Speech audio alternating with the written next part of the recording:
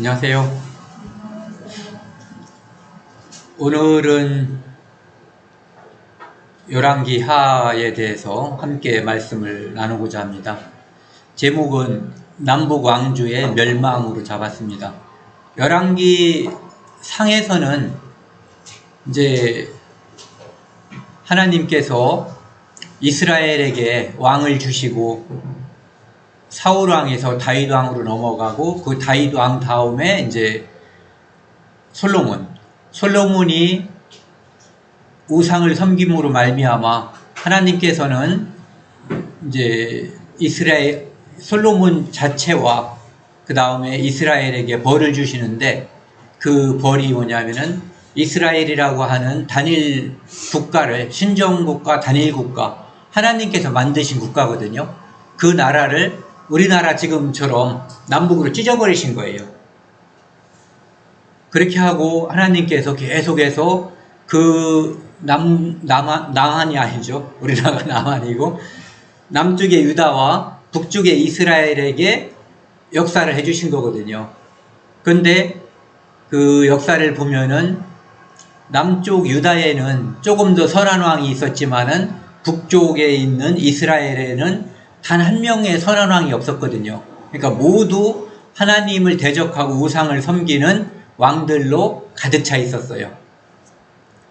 그것으로 말미암아 하나님께서 드디어 이제 북쪽 이스라엘을 먼저 멸망시키는 이야기가 이제 지금 오늘 우리가 함께 나눌 열왕기하 17장까지 나와 있거든요. 특히 이제 17장에 중점적으로 나와 있어요.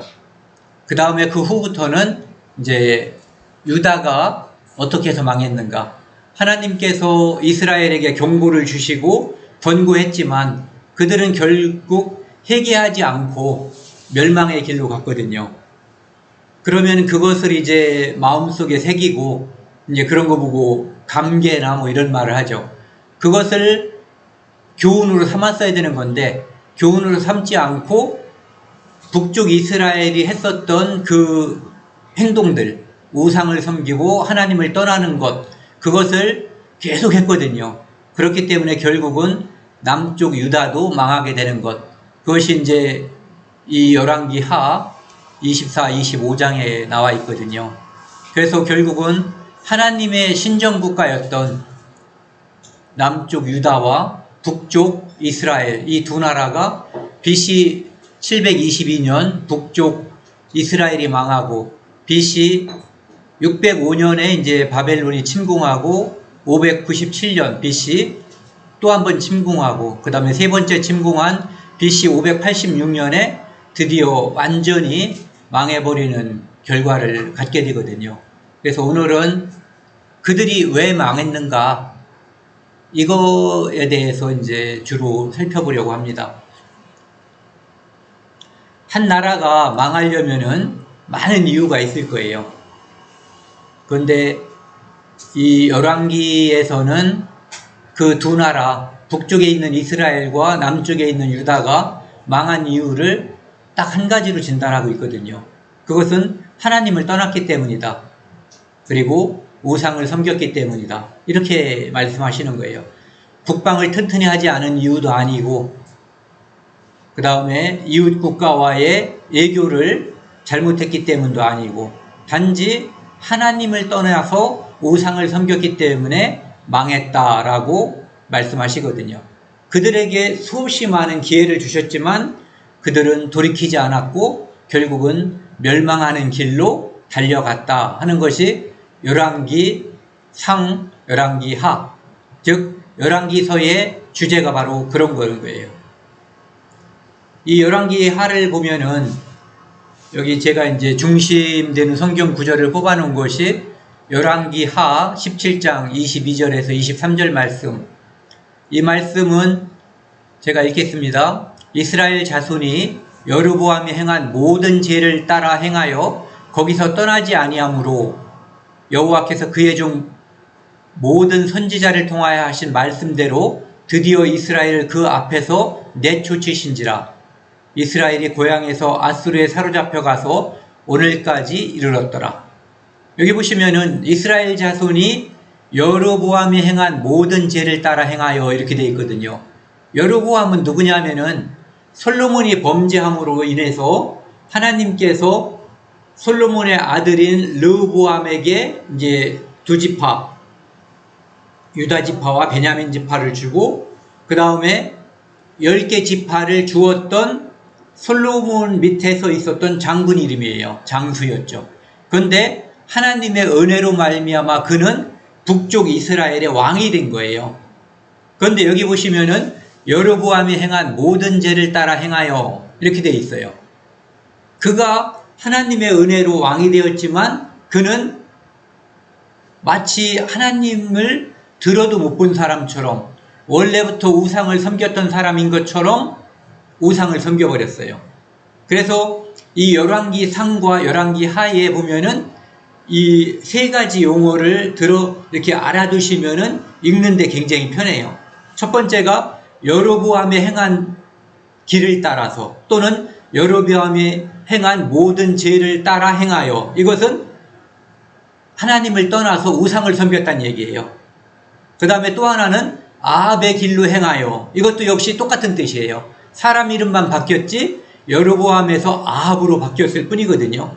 그리고 그거와 반대되는 개념이 뭐냐 하면은 다윗의 길로 행하여, 그것은 순전한 마음으로 하나님을 따랐다라는 의미가 되거든요. 그래서 여기 보시면 여로보암이 행한 모든 죄를 따라 행하여 거기서 떠나지 아니함으로, 그러니까 그 죄를 계속해서 유지했다는 거예요. 여호와께서 그의 종 모든 선지자를 통하신 말씀대로 드디어 이스라엘을 그 앞에서 내쫓으신지라, 그 땅에서 이스라엘을 쫓아버린 거예요. 그러니까 이스라엘이라고 하는 나라, 하나님께서 세운 나라인데 하나님께서 없애버리신 거예요. 국가 하나가 없어져 버린 거예요. 이스라엘이 고향에서 아수르에 잡혀가서 오늘까지 이르렀더라. 아수르는 시리아, 오늘날로 말하면 시리아의 한참 전 조상의 나라라고 볼 수가 있죠. 거기까지 이제 고관들, 귀족들, 이런 사람들은 많이 잡혀가고, 그리고 그들이 살았던 수도, 그곳에는 이제 아수르에서 이런저런 사람들, 그러니까 이민족들을 데려다가 놔버렸어요. 그래서 그곳에서는 혼혈이 이루어졌고, 그 다음에 종교가 하나님이 믿는 종교와 우상 섬기는 것이 함께 뒤범벅이 됐어요. 그래서 나중에 이제 그 사마리아 사람이라고 하는 것은 정통 유대인들이 상종하지 못할 자들, 이런 이제 의미로 쓰이게 된 거죠. 그래서 열왕기 하는 오늘 제목에서와 같이 남북 분열 왕국의 멸망, 그러니까 북이스라엘과 남쪽 유다가 멸망하게 된, 저는 이제 주로 원인의 이유를 이제 이 성경에서 찾아서 함께 나누려고 합니다. 첫 번째는 이스라엘의 멸망, 북쪽이죠. 1장에서 17장까지. 이곳에는 읽으면은 이제 엘리사라고 하는 선지자와 그가 북쪽 이스라엘을 중심으로 해서 이제 어떻게 역사했는가, 이런 것들이 나오고요. 그 다음에 남쪽과 북쪽에 여러 왕들이 나와 있어요. 나중에 오늘은 다루지 않지만 읽으실 때 예후라고 하는 사람의 왕에 대해서 한번 눈여겨서 보시면 좋을 것 같아요. 예후도 역시 하나님께서 그를 세워서 하나님께 특별한 범죄를 저지른 아합이라는 사람, 그리고 그 가족들, 그 가문을 멸망시키게 하고 왕을 삼아주신 게 바로 하나님이시거든요. 그러니까 예후는 하나님 덕택에 왕이 된 사람이에요. 그런데 그가 바로 돌이켜서 우상을 섬기거든요. 그 다음에 그 뒤에 나온 것들 보면은 돌이키지 않는 북왕국의 멸망. 그래서 결국은 그들이 계속해서 우상을 섬기고 끝까지 돌이키지 않음으로 인해서 망하는 역사를 갖게 돼요. 그 다음에 두 번째는 유다의 멸망, 18장에서 25장 그 내용들이 나와 있는데요. 거기에 보면은 18장에서 20장까지는 히스기야 왕의 어떤 개혁, 하나님께 대한 열심이 있었던 왕이에요. 그 모습이 나와 있고, 그 다음에 제가 특별히 빨갛게 표시한 므낫세라고 하는 왕. 이 므낫세라고 하는 왕은 남쪽 유다가 망하게 된 결정적인 계기를 제공한 것이 바로 므낫세예요.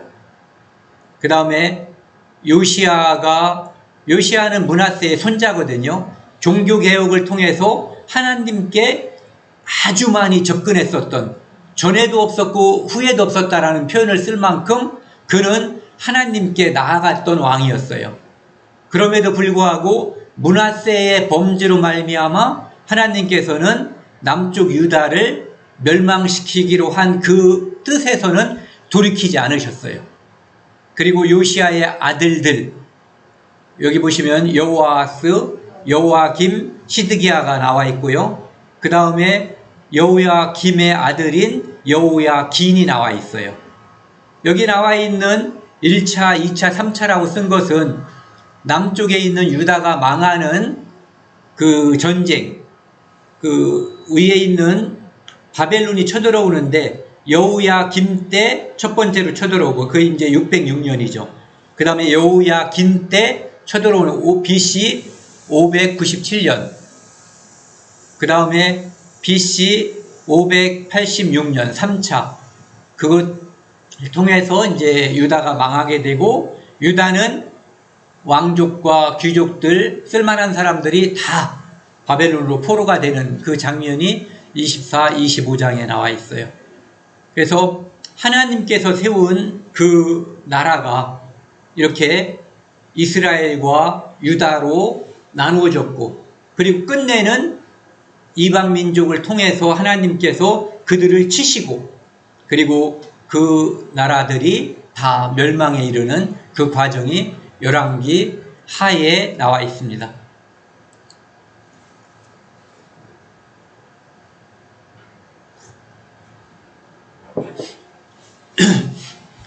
오늘 주제 말씀을 뽑아봤는데 열왕기하 25장 7절 말씀입니다. 그들이 시드기야의 아들들을 그의 눈앞에서 죽이고 시드기야의 두 눈을 빼고 노사슬로 그를 결박하여 바벨론으로 끌고 갔더라. 여기 보시면은 성경을 쭉 읽었던 분들은 시드기야가 누군가를 알아요. 왕이에요, 왕. 북쪽 이스라엘의, 남쪽 유다의 마지막 왕이에요.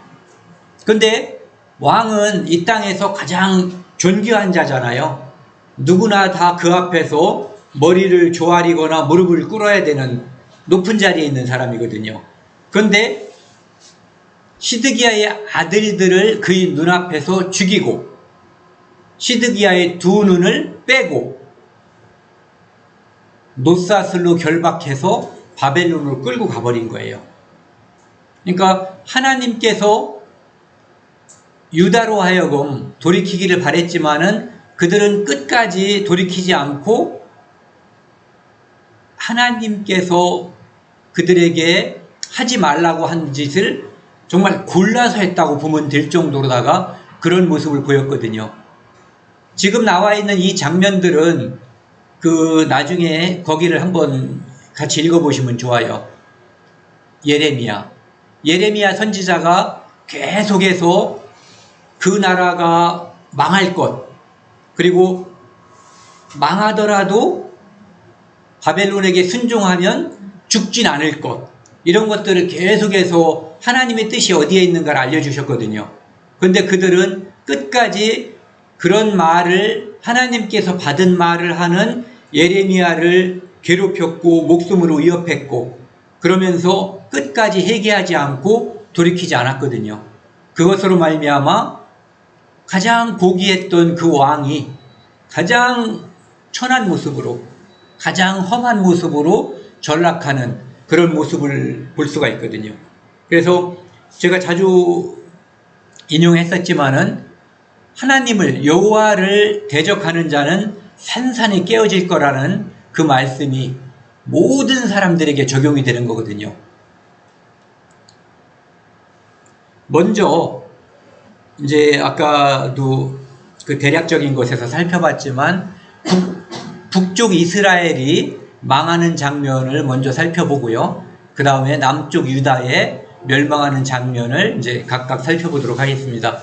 열왕기하 17장, 아까 말씀드렸죠. 17장이 망하는 장면이 나오고 24, 25장에 나와 있다고요. 그래서 5절에 보면은 아수르 왕이 올라와 그 온 땅에 두루다니고 사마리아로 올라와 그곳을 3년간 에워쌌더라. 호세아 제9년에 아수르 왕이 사마리아를 점령하고, 사마리아는 북쪽 이스라엘의 수도예요. 그곳을 완전히 점령해버린 거예요. 이스라엘 사람을 사로잡아 아수르로 끌어다가 고산 강가에 있는 할라와 하불과 메대 사람의 여러 고을에 두었더라. 그러니까 쳐들어와서 점령하고 귀족들과 왕족들 이런 사람들을 잡아다가 그들 땅에 포로로 끌어가 버린 거예요. 이것이 하나님께서 세운 나라, 그 북쪽 이스라엘의 마지막 모습이에요. 근데 이 성경에서는 이렇게 나와 있어요. 7절에 보면은 이 일은 무슨 일? 북쪽 이스라엘이 망한 그 일은, 그 원인에 대해서, 망한 거에 대해서는 짧게 나와 있는데 망한 이유에 대해서는 아주 길게 하나님께서 설명을 하고 있어요. 그 이야기는 낯설지가 않아요. 늘 하나님께서 하신 말씀이거든요. 이 일은 이스라엘 자손이 자기를 애굽 땅에서 인도하여 내사 애굽의 왕 바로의 손에서 벗어나게 하신 그 하나님 여호와께 죄를 범하고 또 다른 신들을 경외하며 여호와께서 이스라엘 자손 앞에서 쫓아내신 이방 사람의 규례와 이스라엘 여러 왕이 세운 율례를 행하였음이라. 그렇게 북쪽에 있는 이스라엘이 망한 이유가 하나님께서 애굽의 종되었던 그들을 하나님께서 권능으로 애굽에 10가지 재앙을 내리시고 그들을 구원해낸 거예요. 노예 상태에서 자유민으로, 노예 상태에서 하나님의 백성으로 끌어내신 거거든요. 근데 그들이 하나님께 범죄한 거예요. 그 땅에 가기 전에도 범죄했고 가서도 범죄한 거죠. 어떤 범죄? 하나님을 떠나서 다른 신들을 떠받드는 거예요. 주된 범죄가, 여기 오늘 그냥 한번 담고 넘어가자고요. 하나님께서 그들의 범죄한 내용을 말씀하시면서 도덕적인 죄에 대해서 거의 언급하지 않아요. 뭐만 언급하냐면은 하나님을 떠나고 우상을 섬긴 것. 이것이 하나님이 그들을 쓸어버리게 된 결정적인 이유가 되는 거예요. 어떤 사람들끼리의 돈을 떼먹었다든지 남을 해쳤다든지 그런 이유가 전혀 나오지 않아요. 그리고 오직 하나님께서 가나안에 있는 7 족속을 멸족시키라고 한 이유가 뭐냐면 그들이 하나님과 떠나 있어서 하나님의 백성이 따라서 들어오면 그들의 나쁜 습속, 우상 숭배와 그들이 자식을 그들의 신에게 바치는 그런 것들을 배우고 따라할까봐 그들을 멸종시키라고 한 거거든요. 근데 그들을 살아남게 두었고 결국은 그들의 모습을 따라 했다는 얘기예요. 이방 사람의 규례와 이스라엘 여러 왕이 세운 규례를 행하였습니다. 즉 하나님을 떠난 왕들, 그들이 이스라엘 북쪽에 있는 이스라엘은 선원왕이 몇 명이었다고 그랬죠? 네, 단 한 명도 없었다고 그랬어요. 19명이 왕이 있었는데 하나님 뜻에 가까이 간 왕이 단 한 명도 없었어요. 그래서 남쪽 유다가 단일 왕조로 끝까지 갈 때 북쪽에 있는 이스라엘은 그 왕들이 범죄함으로 인해서 우상을 섬김으로 인해서 9번에 걸쳐서 왕조가 바뀌어요. 이 사람을 죽여버리고 다음에 사람을 세우면 하나님께 가까이 갈 줄 알았는데 그들은 단 한 명도 하나님께 접근한 사람이 없었어요. 그렇기 때문에 남쪽에 있는 유다에 비해서 130몇 년 이상을 먼저 망하게 된 거죠. 북쪽은 19명, 남쪽은 20명. 왕의 숫자상으로는 별 차이가 없잖아요. 그런데 그 왕주의 차이는 136년인가 되거든요. 그러니까 한 명의 왕이 얼마나 북쪽의 이스라엘은 그 재임 기간이 짧았는가를 상대적으로 짧았던 거죠. 그렇다고 남쪽의 유다가 엄청 선했던 건 아니에요. 가끔 선한 왕들이 나왔던 것 뿐이죠. 그래서 그 북쪽에 있는 이스라엘이 망한 이유를 하나님은 이렇게 설명하고 있는 거예요. 여호와께 죄를 범했다. 다른 신을 섬겼다. 이방 사람의 규례를 따랐다. 그 다음에 우상을 섬기는 왕들의 율례를 따랐다. 그 뒤에 보시면은요, 9절부터요. 이스라엘 자손이 점차로 불의를 행하여 이스라엘 자손이 하나님을 섬기는 백성에서 하나님을 눌러버리고 우상을 섬기는 백성으로 바뀌어버렸다는 얘기예요. 그 하나님 여호와를 배역하여 모든 성읍에 망대로부터 견고한 성에 이르도록 산당을 세우고, 이 산당이 처음에는 하나님을 섬기기도 하는 산당이었어요. 또는 처음부터 우상을 섬기기도 했어요. 하지만 설사 하나님을 섬기는 산당이라고 해도 그것은 하나님의 뜻은 아니었어요. 또 10절에 모든 산 위에와 그리고가 들어있는 것, 산 위에와 모든 푸른 나무 아래에 목상과 아세라상을 세우고, 뭔가 상을 하나님을 우상을 만들지 말라고 하잖아요. 만들지도 말고 섬기지도 마라. 그런데 목상, 나무로도 만들고 아세라상도 만들고 우상을 만들어서 세우는 거예요.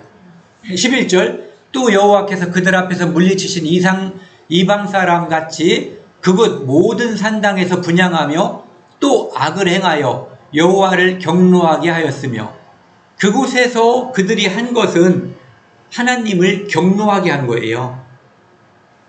그 내용이 하나님과 관련이 없고 하나님을 화나게 하는, 그것도 경노하게 하는 행동이었다는 거죠. 여기도 보면은 어떤 도덕적인 이야기가 나와 있지 않아요. 오직 하나님을 떠난 사람들이라는 것. 그들이 우주와 천지를 만물을 창조하신 유일하신 하나님을 떠나서 하나님이 만드신 피조물들 또는 그들이 만든 피조물을 섬겼다는 거죠. 아주 가증스러운 짓을 한 거예요. 12절, 또 우상을 섬겼으니 이는 여호와께서 그들에게 행하지 말라고 말씀하신 일이라. 그래서 그런 것들만 골라서 쭉 했단 얘기예요. 이어서 보시면은요,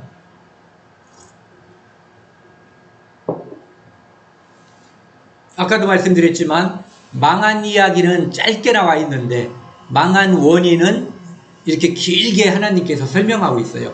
여호와께서 각 선지자와 각 선견자를 통하여 이스라엘과 유다에게 지정하여 이르기를, 하나님은 많은 선지자들에게 계속해서 그들의 잘못, 하나님을 떠난 것에서 돌이키라고, 회개하라고 선지자를 보냈던 거예요. 노란 글씨요, 너희는 돌이켜 너희 악한 길에서 떠나. 뭐냐면은 하나님을 떠난 길에서 떠나라는 거죠. 하나님께 돌아오라는 거예요. 나의 명령과 규례를, 율령을 지키되 내가 너희 조상에게 명령하고 또 내 종 선지자들을 통하여 너희에게 전한 모든 율법대로 행하라 하였으나, 즉 하나님 말씀대로 행하라, 이것이 하나님께서 그들에게 요구하신 유일한 거예요. 전에도 말씀드렸지만 에덴 동산에서 하나님께서 아담에게 요구했던 거 딱 하나죠. 선악과 먹지 말라는 거. 지금은 하나님의 말씀을 순종하라, 이거 하나만 요구하시는 거예요. 14절, 그들이 듣지 아니하고, 결과를 보면은 뻔한 거죠. 그들의 목을 곧게 하기를, 목을 뻣뻣하게 했다는 얘기는 누군가를 거역하고 교만하게 대들 때 쓰는 표현이에요. 하나님께 대들어 버린 거예요. 그들의 하나님 여호와를 믿지 아니하던 그들 조상들의 목같이 뻣뻣하게 하여, 이런 조상들처럼. 그러니까 그 조상들 죄가 쭉 이어져 왔는데 조상들이 죄가 큰 이유가 있어요. 뭐냐면은 그들의 행한 것을 그들의 후손이 보고 배웠다는 거예요. 그러니까 그 모든 것이 조상들로부터 차례대로 이어져 오는 거죠. 15절, 여호와의 율례와 여호와께서 그들의 조상들과 더불어 세우신 언약과 경계하신 말씀을 버리고, 즉 하나님이 세우신 말씀, 또 약속, 언약, 이것을 버리고 허무한 것을 뒤따라, 우상을 뒤따른 거예요. 만약에 우리가 여기에 다이아몬드가 많은 게 있어요. 이 집채만 하다고 하죠. 뭐 이왕 말하는 길에. 그리고 여기에 그냥 똥이 한 바가지 있다고 치자고요. 둘 중에 하나 선택하라고 하면은 객관적으로 똥을 선택할 사람이 없잖아요. 그런데 이스라엘이 지금 한 짓은 마치 견주자면 그것보다도 더 미련한 짓을 한 거예요. 어리석은 짓을. 예. 현명하지 않은 짓을 한 거죠. 그 이유는 여러 가지 이유가 있지만 마귀라고 하는 존재가 개입되는 거예요. 예. 사람들에게 어리석은 것을 선택하도록, 눈에 보이는 것을 선택하고 영원한 것을 잊어버리도록 마귀는 계속해서 에덴 동산부터 이쪽 이스라엘까지, 그리고 남쪽 유다까지, 지금 우리들에게까지 계속 똑같은 이유, 한 가지 목적을 가지고 똑같이 역사하는 거거든요. 모습이 다른 것 같아도 똑같은 거예요. 결국은 하나님을 가리고 육신에 따라서 행동하도록, 눈에 보이는 것에 더 가치가 있는 것처럼 속이는 거거든요. 예. 허망하며 뒤따라 허망하며 여호와께서 명령하사 따르지 말라 하신 사방 이방 사람을 따라, 즉 이방 사람을 따랐다는 것은 이방 사람들이 섬기는 우상을 따랐다는 거예요. 하나님을 떠나서. 길죠. 16절, 그들의 하나님은 여호와의 모든 명령을 버리고, 지금까지 아까 5절부터 쭉 설명하고 있는 게 결국 내용을 보면 하나로 하자면 그런 거예요. 여호와의 모든 명령을 버리고 말씀을 버리고 이거죠. 또 한 가지를 첨가하자면 우상을 섬겼다, 이런 얘기거든요. 자기들을 위하여 두 송아지 형상을 부어 만들고, 북쪽 이스라엘은 단과 베델에 금송아지 상을 만들어 놓고 이것은 우리를 애굽에서 인도하신 하나님이다라고 말했어요. 그것은 하나님이 가증하게 여기는 거예요. 하나님이라고 말해도 소용이 없는 거죠. 하나님이 하지 말라고 만들지 말라고 한 우상을 만들어 버린 거예요. 예. 그러니까 하나님을 우상화해버린 거죠.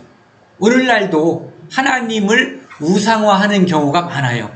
이를테면은 예전에도 이스라엘은 성전이 있고 성전 안에 법궤가 있으면 하나님이 그냥 무조건 우리 편이 될 것이다 라고 우상단지처럼 하나님을 생각한 그런 경향들이 있었거든요.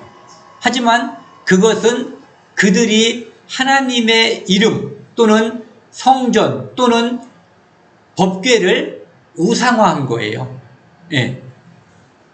자기들을 위하여 송아지를 만들었다고 되어 있고요. 또 아세라 목상을 만들고 우상을 또 만들고 하늘의 일용성신을 경배하며 바알을 섬기고, 또 하나님께서 만든 피조물을 섬긴 거예요. 하늘에 있는 별들. 그리고 아세라와 바알 우상을 또 만들어서 섬긴 거죠. 이 다산을 이제 상징하는 것들을 섬긴 거예요. 17절, 또 자기 자녀를 불 가운데로 지나가게 하며 자기 자녀를 몰록이라고 하는 그 우상에게 바쳐버리는데 불에 던져버리는 거예요, 자식을. 그러니까 하나님께서 하지 말라고 한 것을 하는 거죠. 복술과 사술을 행하고 점치고 스스로 팔려 여호와의 보시기에 악을 행하여 그를 경노하게 하였으므로 여호와께서 이스라엘에게 심히 노하사 그들을 그의 앞에서 제거하시니, 이런 이유 때문에 북쪽 이스라엘을 멸망시켰다, 이런 얘기예요. 그래서 오직 유다 지파 외에는 남은 자가 없었더라. 즉 원래 하나였는데 두 개로 찢은 이유도 우상숭배 때문에, 근데 이제 하나를 없앤 이유도 우상숭배 때문이란 얘기예요. 하나님을 떠난 이유 때문에. 그래서 하나만 남았다, 이런 얘기죠. 그 다음에 이제 하나 남은 남쪽에 있는 유다에 대해서 한번 살펴보려고 해요. 남쪽에 많은 왕들이 있었는데 이따가 한번 살펴볼 거예요. 그 중에 남쪽 유다가 망하는데 결정적으로 영향을 미친 악당 중에 악당이 바로 여기 나와 있는 므낫세예요. 므낫세가 여호와의 보시기에 악을 행하여, 어떤 악을 행했냐면은 북쪽에 북쪽에 있는 이스라엘의 많은 왕들, 여로보암의 길로 행했다고 그랬잖아요. 여로보암이 했던 일을 다 했어요. 그리고 창의적으로 또 나쁜 짓들을, 하나님을 대적하는 일들을 이루 말할 수 없이 많이 했어요. 한번 보자고요. 므낫세가 여호와의 보시기에 악을 행하여 여호와께서 이스라엘 자손 앞에서 쫓아내신 이방 사람의 가증한 일을 따라서, 아까 우리가 17장에서 봤던 이야기들하고 겹치죠. 겹친다기보다는 거의 똑같은 거라고 보면 돼요. 3절, 그의 아버지 히스기야가 헐어버린, 아버지 히스기야는 하나님이 보시기에 선한 왕이었어요. 그런데 그 왕이 산당들을 헐어버렸는데 이 아들인 므낫세는 이 산당을 다시 세운 거예요. 가만히만, 그런 말 하잖아요. 가만히만 있어도 중간에 간다고 그러는 말 있잖아요. 그런데 이 사람은 악을 앞장서서 저지른 거예요. 이스라엘 왕 아합의 행위를 따라, 아까 제가 말씀드렸죠. 나쁜 두 가지의 용어가 뭐냐면 여로보암의 길로 행하여 또는 아합의 행위를 따랐다, 이거거든요. 그런데 여기 나와 있는 이 모든 것들은 바로 여로보암의 길로 행한 것이고 아합의 행위를 따른 거거든요. 보세요, 내용을. 바알을 위하여 제단을 쌓으며, 바알을 섬기는 제단을 쌓았고 아세라 목상을 만들며 하늘의 이런 성신을, 하나님의 피조물인 해와 달과 이런 것들을 섬긴 거예요.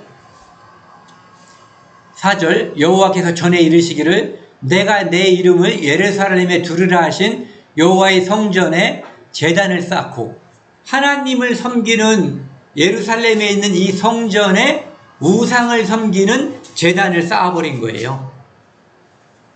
기가 막힌 일이죠. 여기까지는 딴 사람들은 못 해봤어요. 요런 일은. 다른 것들은 다 비슷하게 했지만, 근데 므낫세는 성전까지도 더럽힌 거예요. 네. 또 여호와의 성전 두 마당에 하늘의 이런 성신을 위하여 제단을 쌓고, 성전에 안뜰 바깥들이 있는데 이곳에 이제 제단을 쌓은 거예요. 하늘 신들을 섬기는 제단을 쌓은 거죠. 결국은 귀신, 마귀를 섬기는 일을 계속한 거예요. 또 자기의 아들을, 또 나오죠. 불 가운데로 지나가게 하며 점치며 사슬을 행하며 신접한 자와 박수를 신임하며, 하나님을 안 믿고 무당 이런 것들, 박수 이런 사람들을 믿었다는 얘기예요. 여호와께서 보시기에 악을, 딴 사람들은 이렇게 말하죠. 악을 행하였는데 여기는 악을 많이 행하여 그 진노를 일으켰으며, 또 자기가 만든 아로새긴 아세라 목상을 성전에 아세라 목상도 세웠어요. 옛적에 여호와께서 이 성전에 대하여 다윗과 그의 아들 솔로몬에게 이르기를, 하나님께서 다윗과 솔로몬에게 성전에 대해서 이렇게 말씀하신 거예요. 내가 이스라엘의 모든 지파 중에서 택한 이 성전과 예루살렘에 내 이름을 영원히 둘지라. 여호와 하나님의 이름을 이곳에 두겠다고 약속하신 그 성전에 하나님이 아닌 우상을 섬기는 것들을 많이도 세워놓은 거예요. 8절, 만일 이스라엘이 나의 모든 명령과 나의 종 모세가 명령한 모든 율법을 지켜 행하면 내가 그들의 발로 다시는 그의 조상들에게 준 땅에서 떠나 유리하게 하지 아니하리라 하셨으나, 조건이 하나죠. 하나님의 명령, 같은 말이 모세를 통해서 준 율법이에요.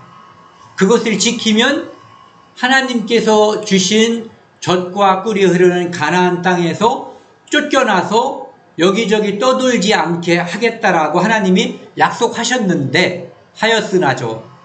9절, 이 백성이 듣지 아니하였고 므낫세의 낌을 받고, 여기 보세요. 지금 므낫세라고 하는 한 왕이 범죄했는데 유다 모든 사람들에게 멸망을 통해서 받는 형벌은 모든 사람에게 임하잖아요. 그래서 하나님께서는 설명을 하시는 거예요. 백성들도 역시 같은 죄를 지었다는 것을 보여주는 거죠. 이 백성이 듣지 아니하였고 므낫세의 낌을 받고, 마귀의 낌을 받고 하와가 선악과를 먹고, 하와의 낌을 받고 아담이 선악과를 먹었죠. 그 낌을 받은 것을 물리칠 수가 있어요. 그 유혹을 예수님을 물리치고 이기셨죠. 우리의 신앙생활이라고 하는 것은 어찌 보면은 하루하루에서 마귀의 유혹과 낌을 물리치는 생활이라고 해도 과언이 아니거든요. 그런데 이 백성들은 한편이 됐던 거예요. 므낫세가 하자고 하는 것을 그 백성들이 함께 한 거죠. 낌을 받고 악을 행한 것이 여호와께서 이스라엘 자손 앞에서 멸하신 여러 민족보다 더 심하였더라. 자, 보세요. 하나님께서 다윗을 통해서 정복전쟁을 벌이실 때 그 주변에 있는 민족들을 멸망시켰는데 그들은 다 우상을 섬기는 나라였어요. 그리고 그 전에 가나안 땅에 여호수아가 정복전쟁을 벌일 때 32명의 왕을 다 멸망시킬 때 그들은 다 우상을 섬기는 민족들이었어요. 왕들이었죠. 그런데 그들보다 더 심했다는 얘기예요. 므낫세가, 그 다음에 므낫세와 유다 백성들이 저질렀던 우상 숭배는 그들보다 더했다는 거예요. 하나님이 우상 숭배자들을 하나님의 백성들을 통해서 멸망시키셨는데, 이제는 믿지 않는 이방 민족을 통해서 우상을 섬기는 하나님의 성민, 하나님의 선민이라고 불렀던 자들을 멸망시켰다는 이런 얘기예요.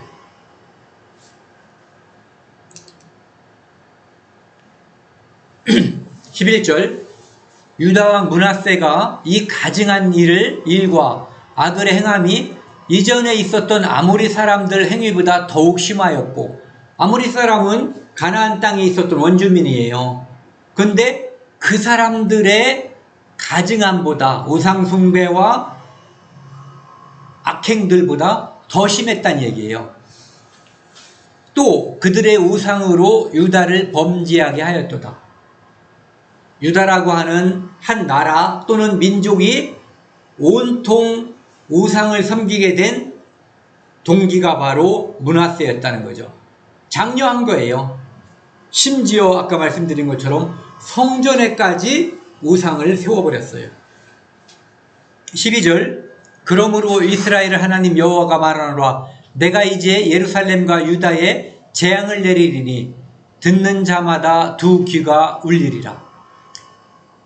하나님께서 내리는 재앙은 어떤 나라가 예전에는 그런 재앙들이었죠. 유다가 잘못하면 옆에 있는 나라들이 와서 쳐들어와서 이 유다가 잘못한 것을 징벌했어요. 이스라엘도 역시 마찬가지였죠. 그래서 많은 전쟁이 있었거든요. 그들이 하나님을 떠날 때마다 전쟁이 있었어요. 지난번에도 열왕기 상을 이야기할 때도 말씀드렸죠. 여로보암이 왕이 되자마자, 솔로몬이 죽자마자 주변에 있었던, 그전에는 솔로몬 밑에서 옴짝달싹 못하고 조공을 바치던 나라들이 이제는 슬슬 쳐들어오기 시작한 거예요. 그런 일들이 벌어졌는데, 지금 여기 나와 있는 듣는 자마다 두 귀가 울리리라고 하는 이 말씀은 무서운 말씀이에요. 그렇게 해서 징벌받는 그 수준이 아니라 나라가 망한다는 얘기, 망하고 그 쳐들어온 나라에 포로로 끌려가서 그곳에서 살게 된다라는 이야기. 그러니까 너무너무 무서운 이야기죠. 두 귀가 울릴 정도의 이야기들. 내가 사마리아를 잰 줄과 아합의 집을 다리 보던 추를 예루살렘에 베풀고, 사마리아는 북쪽 이스라엘의 수도였잖아요. 하나님께서 사마리아를 쟀어요.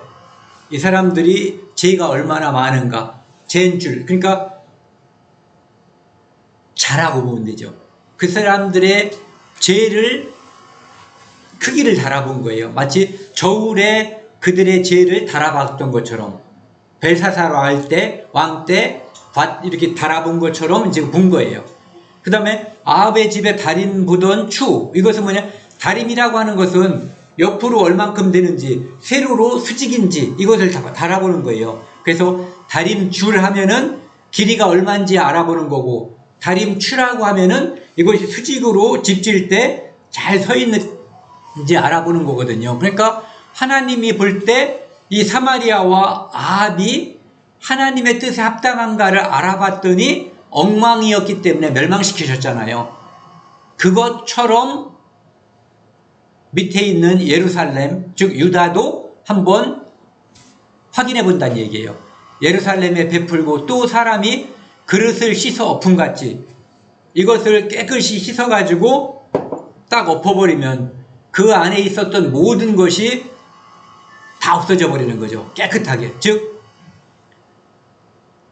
북쪽 사마리아에 있었던 사람들이 아수르로 잡혀갔던 것, 니느웨로 잡혀갔던 것처럼 이제는 예루살렘에 있었던 사람들이 다 망하고 잡혀갈 것, 이것을 쓸어버릴 것을 말씀하시는 거예요. 14절, 내가 나의 기업에서 남은 자들을 버려. 이스라엘은 하나님의 기업이었어요. 이스라엘은 하나님의 기업을 이루는 백성이었죠. 그들을 버리는 거예요.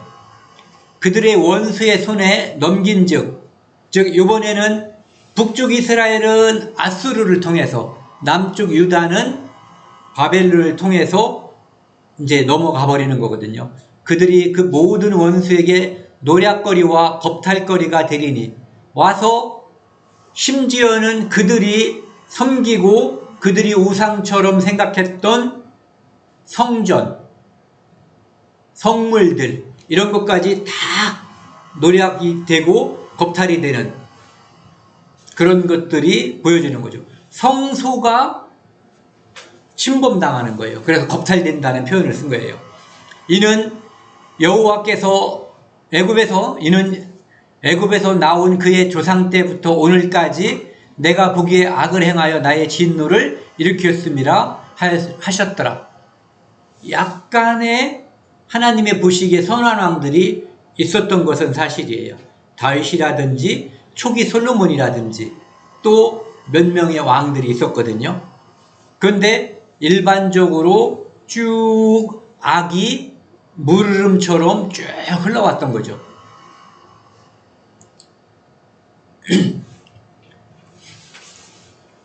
하나님께서 이 므낫세라고 하는 악한 왕 때 쓸어버렸어야 마땅한지도 몰라요.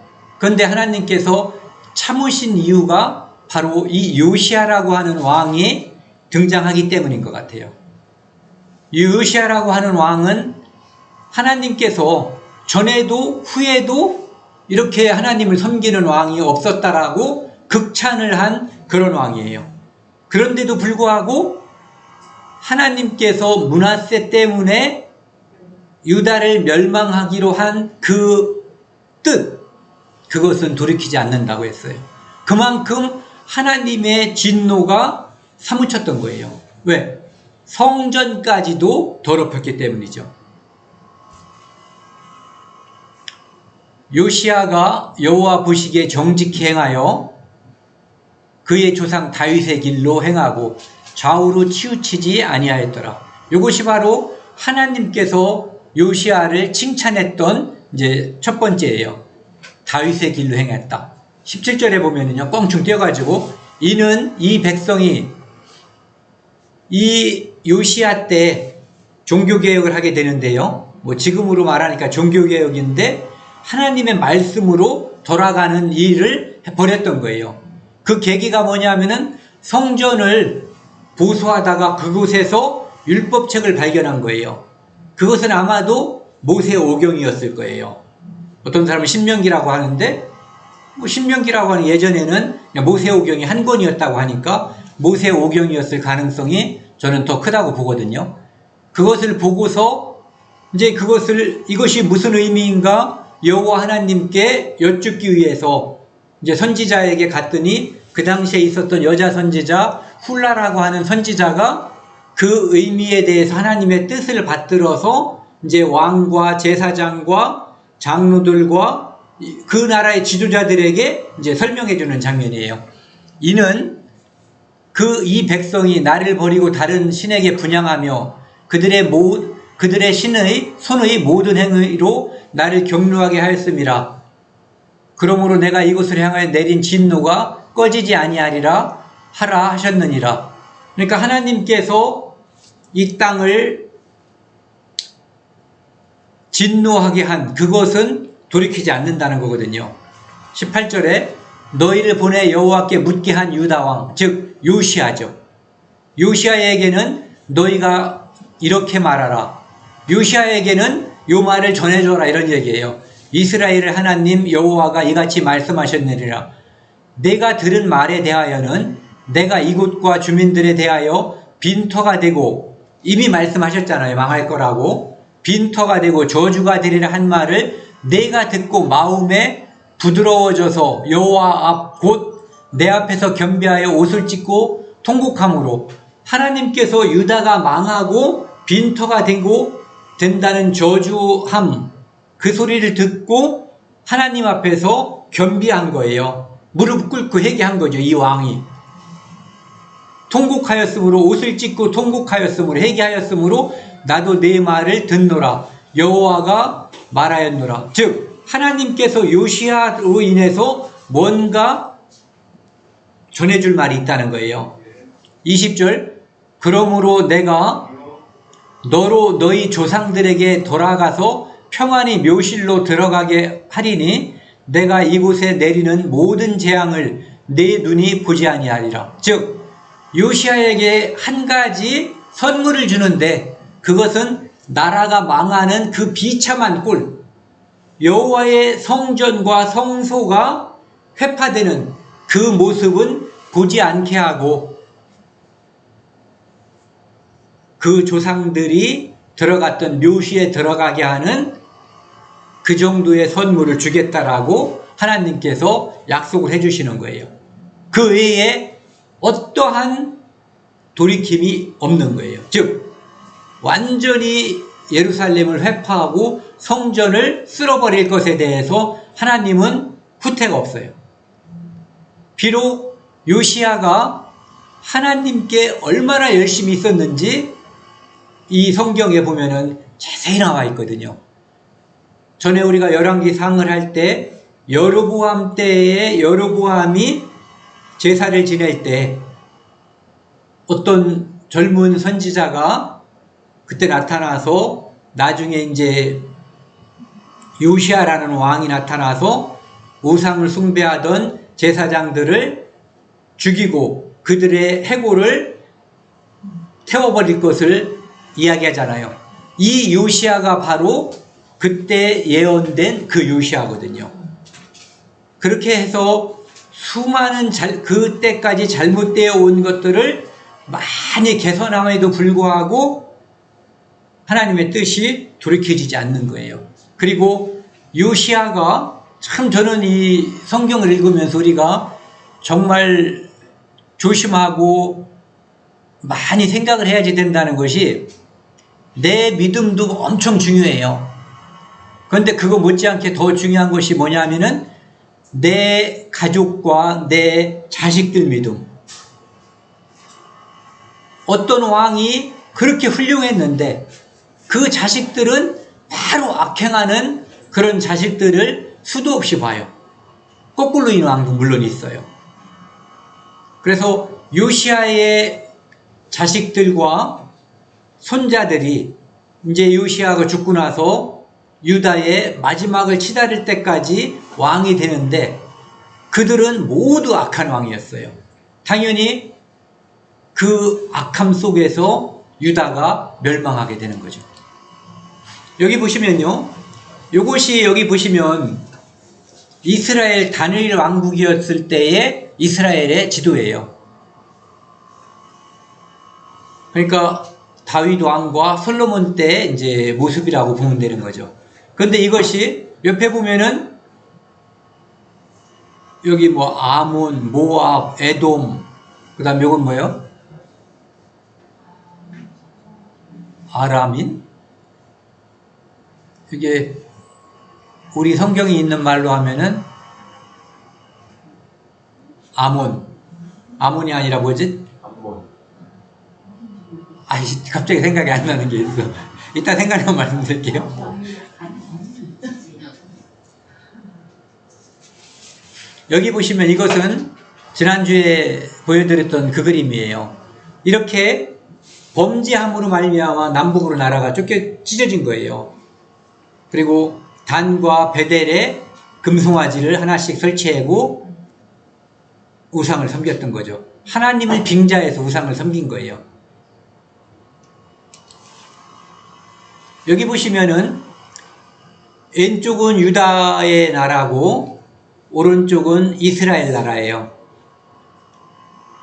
르호보암이 그 아버지의 뜻에 따라서 악을 행했고 아비야도 악을 행했어요. 아사가 선했고 여호사밧이 선했어요. 그런데 옆에 있는 이스라엘을 보세요. 악, 술꾼, 악이에요. 악, 살인자, 악, 극악, 아합, 극악, 악. 이 북쪽 이스라엘에 보면은 악하거나 극악했다고 되어 있거든요. 지난번에 여기까지 본 거거든요. 열왕기 상에 나와 있는 게 여기까지예요. 그 다음에요. 이제 열왕기 하가 여기서부터 나와 있는 건데요. 오늘 저희가 살펴본 것은 주로 여기 맨 밑에 우측에 있는 호세아 열왕기하 17장에 대해서 이스라엘이 북쪽에 있는 이스라엘이 망했는데 왜 망했는가에 대한 이유가 이제 길게 설명이 되어 있었죠. 그래서 여기 빨갛게 표시되어 있는 여기에 대해서 이제 주로 살펴봤던 거예요. 여기 보시면은 우측을 살펴보시면 요람, 악, 예후에 대해서 꼭 읽어보세요. 여기 보면 열왕기하 9장에서 10장에 나와 있다고 그러는데 열왕기 상에도 나와 있어요.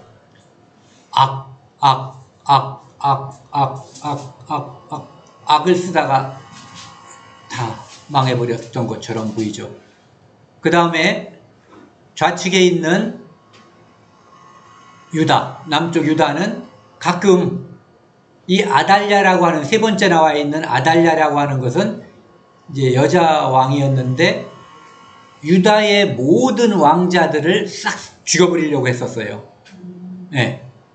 그러다 이제 실패했는데, 그래서 사실은 다윗의 족보라고는 볼 수가 없어요. 그런데 어쨌든 섭정을 했기 때문에 이제 왕에다가 넣어준 거죠. 그리고 쭉 내려가 보면 요아스, 그 다음에 아하스, 이렇게 악한 왕 밑에서도 히스기야라고 하는 선한 왕이 또 탄생하는 거예요. 그리고 이제 우측은 비어있죠. 이스라엘이 호세아 때 망했기 때문에 BC 722년에 하나님께 끝까지 대항하고 악을 쓰다가 망했다. BC 722년에 아수르에 망한 거예요. 그 다음에 이제 남은 것은 유다만 남았다고 아까 되어 있잖아요. 므낫세, 극악한 왕이었어요. 그래서 좀 전에 우리가 살펴봤었던 열왕기하 21장에 보면은 이제 므낫세에 대해서 상당히 자세히 나와 있고요. 아몬, 요시야, 오늘 살펴본 데가 바로 요시야거든요. 요시야가 이렇게 선한 왕이 없었다라고, 전에도 없었고 후에도 없었다라고 한 그 왕이에요. 그 다음에 보세요.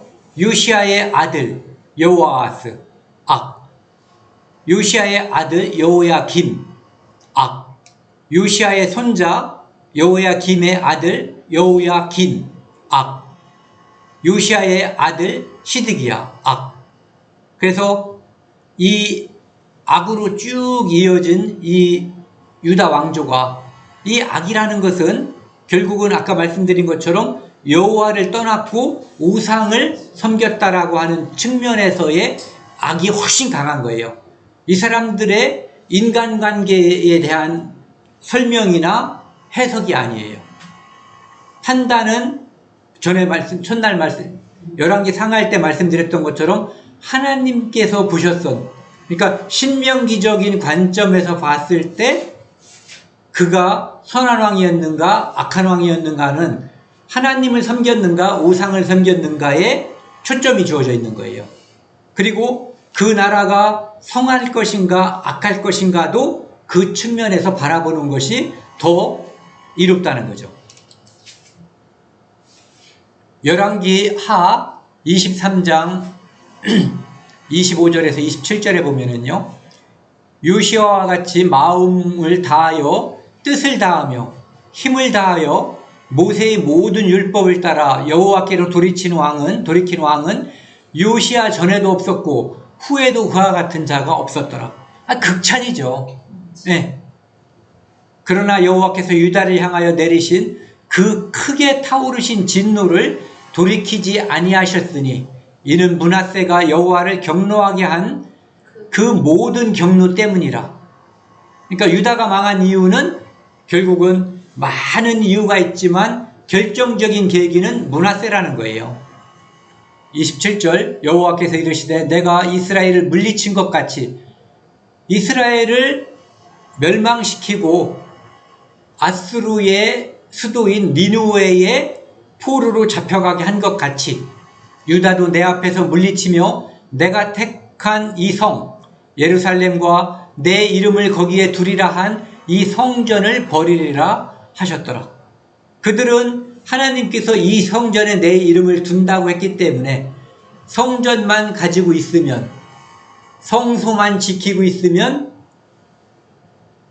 법궤만 가지고 있으면 마치 그것이 우상단지처럼 생각을 했는데, 하나님을 떠난 그들은 하나님을 떠났기 때문에 하나님도 그들을 벌 주시기로 작정하신 거예요. 하지만 우리가 여기서 생각해 볼 것은 하나님께서 그들을 벌 주셨지만 심지어 나라까지 북쪽과 남쪽 다 망하게 하셨지만 그것이 하나님의 공의를 표하는 방식이었지만 하나님께서 그들을 끝까지 사랑하고 있었다는 것을, 그 뜻마저도 돌이킨 건 아니었다는 거죠. 그들을 망하게 한 그것이 그들을 사랑하는 또는 그들에게 교훈하는 한 방법이었다는 거죠. 하나님이 살아계시다는 것, 하나님이 그들과 함께 한다라고 하는 것이 바로 예언을 통해서 하나님을 돌이키고 끝까지 배반하면 이렇게 될 거다라고 한 그 예언이 이루어짐으로 인해서 그들의 멸망까지도 하나님이 살아계시고 하나님이 그들과 함께 한다라고 하는 정확한 예언의 성취라고 하는 거예요. 이렇게 이스라엘은 여기 노란 데 있는 니느웨의 북쪽은 잡혀갔고 남쪽은 유다는 이 바벨론으로 잡혀간 거예요. 멀리 갔죠. 그래서 이것은 이제 흔히 이 밑으로 잡혀간 것을 우리가 흔히 바벨론 유수 또는 뭐 바벨론 포수 이렇게 이야기하죠. 이제 역사책에 그렇게 나와 있어요. 그래서 이스라엘이 이렇게 잡혀간 것이 그들을 교육시키는 하나님의 방법이에요. 그들에게 향한 사랑의 방법이에요. 그들에게 향한 하나님의 공의의 방법이에요. 하지만 그것이 이스라엘을 버리는 것은 아니었거든요.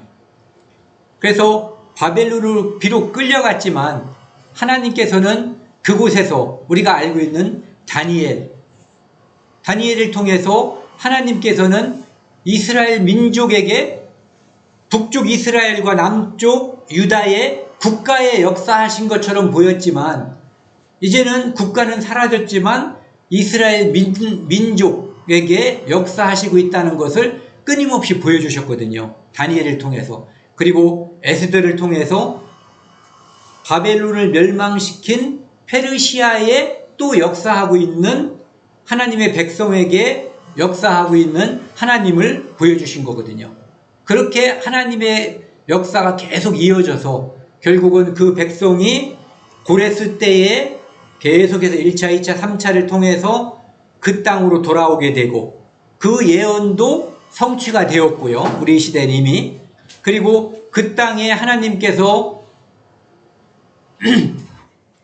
다윗을 통해서 약속하신 다윗의 언약이라고 하는 그 약속을 통해서 예수 그리스도를 이 땅에 보내주셨고 그 예수 그리스도를 통해서 영원한 나라 그리고 영원한 제사함으로 말미암는 하나님의 영원한 뜻 메시아를 보내주시고 그를 통해서 이 땅에 하나님의 왕국이 이루어질 것을 약속하신 그것이 이루어졌고 지금 이루어지고 있고 그리고 이스라엘이 이제는 그들의 형벌을 받고 나중에 그 땅으로 모여들 것이 예언이 되어 있고 이스라엘이라고 하는 국가가 1948년도 5월 14일에 탄생했고 그 나라가 지금도 하나님의 뜻에 의해서 하나의 국가 예전엔 그들의 범죄로 인해서 두 개의 국가였지만 이제는 하나의 국가로 강대한 나라가 된 것도 약속대로 이루어졌거든요. 그러니까 하나님의 뜻은 지금도 이루어지고 있는 거죠. 열왕기하 25장 27절 30절 이 말씀은 포로로 끌려간 여호야 이름이 비슷하잖아요. 김의 아들 그가 그곳에서 끌려가서 사로잡혀간 지 37년 곧 바벨론의 왕 에윌므로닥 그러니까 느부갓네살이 죽고 그의 아들이에요. 즉위한 지 원년 12월 그달 27일에 유다의 왕 여호야긴을 옥에서 내놓아 그 머리를 들게 하고 지금까지 깜빵에 갇혀 있었는데 내놓고 머리를 들게 했다는 얘기예요. 복권을 시켜준 거예요. 이제는 왕 대접을 해줬다는 얘기거든요. 그에게 좋게 말하고 그의 지위를 바벨론에 그와 함께 있는 모든 왕의 지위보다 높이고 많은 왕들 이제 바벨론 왕은 황제와 같은 위치고 잡아온 왕들이라든지 그 밑에 이제 나라들이 있으면은 그들보다 높였다는 얘기거든요. 엄청난 대접을 해준 거죠. 감옥에서 끄집어내서 제수의 의복을 벗게 하고 그의 일평생에 항상 왕의 앞에서 바벨론 왕의 앞에서 밥을 먹게 해줬고 그가 쓸 것은 날마다 왕에게서 받는 양이 있어서 종신토로 끊이지 아니하였으니 이 일이 BC 631년에 있었던 거예요. 그래서 바벨론에 끌려갔지만 그 왕을 다시 복권시켜주고 그 다음에 나중에 아까 말씀드린 것처럼 그 나라가 고레스에 의해서 다시 그 땅으로 돌아가게 해주고 그 땅에 예수 그리스도가 올 수 있는 토대가 된 거거든요. 그리고 예수 그리스도가 오게 하셨고 그것으로 인해서 이스라엘 민족에게는 북쪽과 남쪽에 있는 두 나라는 비록 망했지만 하나님께서 그들에게 계속 역사하고 있고 그들에게 희망의 끈을 완전히 놓아버린 게 아니거든요. 그들에게 계속해서 역사하시고 있다는 것을 보여주고 있는 거죠.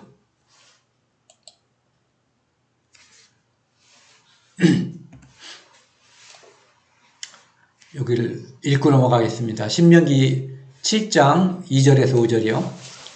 내 하나님 여호와께서 가나안 땅에 들어가기 전에 하나님께서 모세를 통해서 이스라엘 민족에게 다시 한번 강조한 말씀이에요.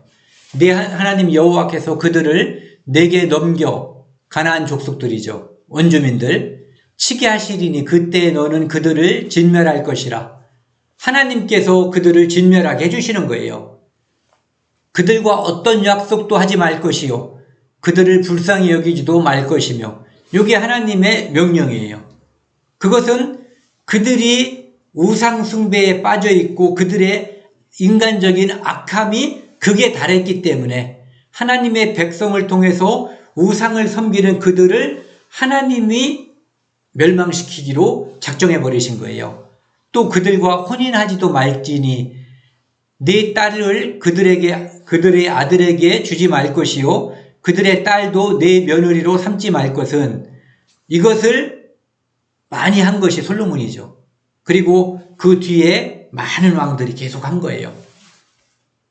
그가 네 아들을 유혹하여 그가 여호와를 떠나고 다른 신들을 섬기게 함으로 여호와께서 너희에게 진노하사 갑자기 너희를 멸하실 것임이니라. 이것이 이루어진 것이 북쪽 이스라엘과 남쪽 유다의 멸망이 이것으로 인해서 생긴 거예요. 하나님께서 미리 경고하셨거든요. 그것도 수도 없이. 오직 너희가 그들에게 행할 것은 이러하니 그들의 제단을 헐며 그들이 우상을 섬기려고 만들어 놓은 그것들을 다 헐어버리라는 거예요. 주상을 깨트리며 아세라 목상을 찍으며 조각한 우상들을 불사를 것이니라. 즉, 딱 하나로 요약되는 거예요. 하나님 말씀에 잡혀 있고 우상은 부셔버리고 우상에 심취해 있는 그들은 멸망시키라는 것이 하나님의 뜻이었거든요. 그것을 지키지 않은 그들에게 심판이 이르렀던 것이 북이스라엘과 남유다의 멸망이에요. 그것도 계속된 경고와 회개를 촉구한 수많은 선지자들의 경고, 하나님의 사랑에도 불구하고 그들은 끝까지 돌이키지 않았거든요. 그래서 오늘을 살고 있는 우리가 하나님을 떠나기에 너무 쉬운 조건, 환경 속에서 살고 있거든요. 그래서 우리를 유혹하는 것은 옛날처럼 어떤 상을 만들어 놓고 우리를 유혹하는 것은 요즘은 거의 없어요. 하지만 우리 눈에 보이는 것, 우리가 육신에 보이는 것, 그것 중에서 내가 그것을 하면은 정말 내가 돋보일 만한 것들이 이 세상에 많이 있거든요. 그것에 심취하면은 하나님을 떠나게 돼요. 또는 하나님을 떠나게 되면 그것에 심취하게 되거든요. 이것은 동전의 앞면과 뒷면과 같은 거예요. 그래서 우리가 늘 마음속에 그것을 두어야만 우리가 올바로 이 땅에서 그리스도인으로 살 수가 있을 거예요. 오늘 여기까지 하겠습니다.